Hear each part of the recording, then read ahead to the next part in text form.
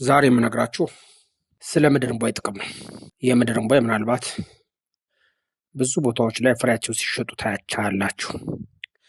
ፍሬውን ለምሳሌ እኔ እዚህ አዲስ አበባ ልደታ አካባቢ ከዚህ በፊት አይቻለሁ። የምድር እንቧይ በጣም አስገራሚ ከሚባሉ ድንቅ ከሚባሉ እጽዋቶች ውስጥ አንዱና ዋነኛው ነው ማለት ይቻላል። በተለይ ለጤና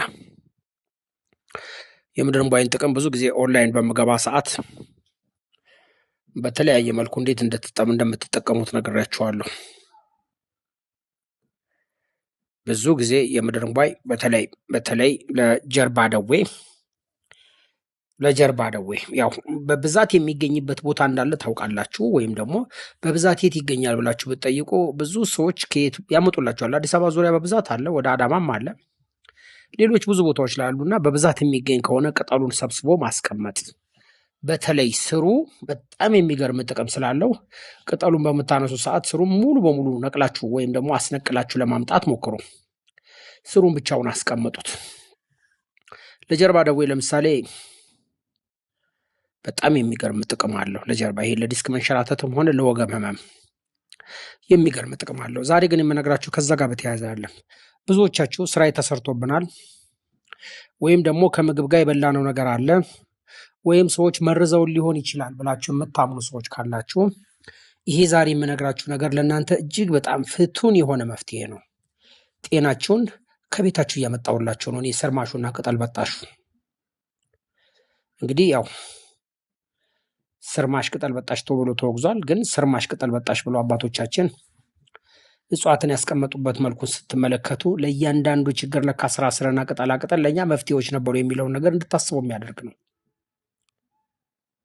ይህንን እንዳትጠቀሙ የተፈለገበትና ከዚህ ነገር ራሳችሁ እንድታረቁ የተፈለገበት ምክንያት ለእያንዳንዱ ችግሮቻችሁ ሐኪም ፍለጋ እንድትኳትኑ ነው፣ ወይም ደግሞ ባለመድኃኒተኞችን ፍለጋ እንድትኳትኑ። ብዙዎች እነዚህን አይነት ነገሮች ብናውቅ ለእያንዳንዱ ችግሮቻችን ወይም የሆነ ነገር በሚሰማን ሰዓት ይሄ ከሆነ ይሄንን ብለን መድኃኒት እንድንጠቀም ይረዳ ነበረ። ይሄንን እውቀት ነው እንግዲህ በውጪዎች ሴራ ይባላል፣ በፈረንጆች ሴራ ይባላል። እኔ ፈረንጆች ከምለው ይልቅ አበሾቹን በጣም ለዚህ ተባባሪ ነን። አስተውላችሁ ከሆነ ዩቲዩብ ላይ ሀርባል ሜዲሲን ተብሎ የሚለቀቁ ነገሮችን መናፍቃንም ሆኑ እኛ ኦርቶዶክሳውያን ስንለቃቅም ነው የምንለው። ስንለቃቅም አሸዋጋንዳ፣ ሽፈራው ወይም ደግሞ እየተባለ ስሙ ከተቀየረ በተለይ ነፍሳችን ነው።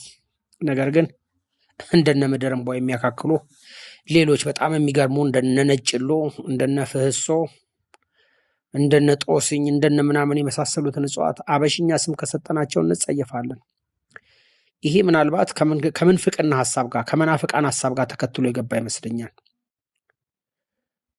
እና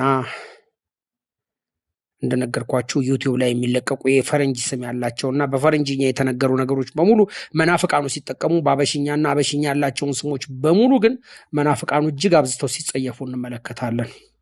ይሄም የተሰራብን ስራ አንድ አካል መሆኑ ነው። መናፍቃኑን ብቻ አይደለም የምንከሰው ዛሬ። እንደነገርኳችሁ አጥማቂያንም በፍጹም እየተረባረቡበት ያለ ጉዳይ ቢኖር ስርማሾች፣ ቅጠል በጣሾች እያሉ ስም እያወጡለት ያለ ነገር ቢሆን አገር በቀል እውቀቱን ነው። የአገር በቀል ትምህርቶችን አብዝተው ሲያጥላሉ፣ ሲያብጠለጥሉ እንመለከታለን።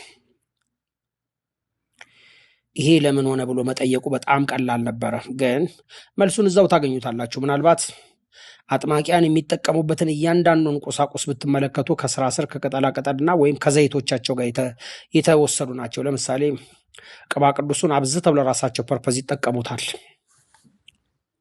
ለመቁጠሪያ ብለው የሚጠቀሙትም ያው ከእጽዋት ዝርያዎች አንዱን ነው፣ ወይም ደግሞ ሁለቱን ነው፣ ወይም ሶስቱን ነው። ይህንንም ወደፊት አብራራላችኋለሁ። መቁጠሪያዎች ከተሰሩ በኋላ 3 እጽዋት እንዴት ተደርጎ መቁጠሪያ ውስጥ እንደሚገባና እንዴት እንደሚሰራበት እንዴት ለማስለፍለፍ እንደሚረዳም ጭምር እሰራላችኋለሁ። ብዙ ጊዜ ኦንላይን ላይ አውርተነዋል።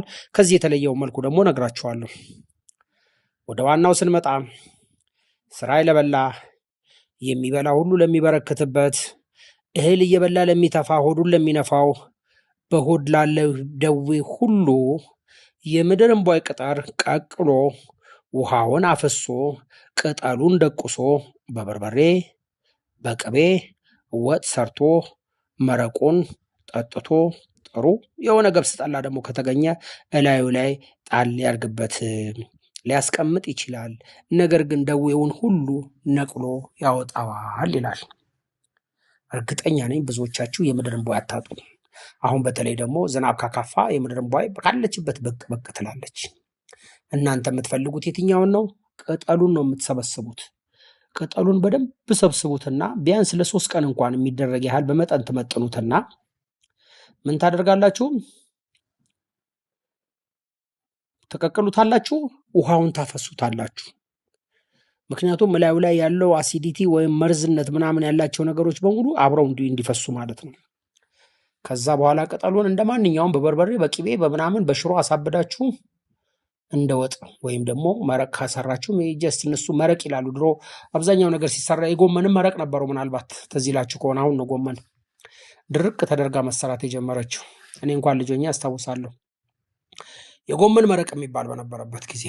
እናም ውሃውን መጀመሪያ ታፈሱለትና ጎመኑን በቂቤ በምትፈልጉት በበርበሬ ወይም በምትፈልጉት አይነት ሰርታችሁ ብሉት። ላዩ ላይ ጥሩ ጠላ ጠጡበት ይላል። ጠላ ከጠፋ ቢራ ጠጡበት፣ ሊያስቀምጣችሁ ይችላል። በሽታው ከሱ ጋር ተያይዞ ይወጣል። እናንተም ፍጹም በተለይ ለ3 ቀን ተጠቀሙት ይሄንን። እናንተም ፍጹም ከደዌያችሁ ትፈወሳላችሁ፣ ከስጋታችሁም ነፃ ትሆናላችሁ። ይህ የአባቶቻችን የተለየ ጥበብ ነው። እንዴት አድርገው ይህንን መድኃኒት ይህንን ሕክምና እንዴት አድርገው ከመናፍስት ላይ ኮፒ እንዳደረጉት ወደፊት እንነጋገራለን። ፔጄን ላይክ፣ ሰብስክራይብ፣ ሼር እያደረጋችሁ ለማየት ሞከሩ። ድንቅ ድንቅ የሆኑ የአባቶቻችን ጥበብ እንገልጣለን። ወይስ ደግሞ ሰለሞን ነኝ።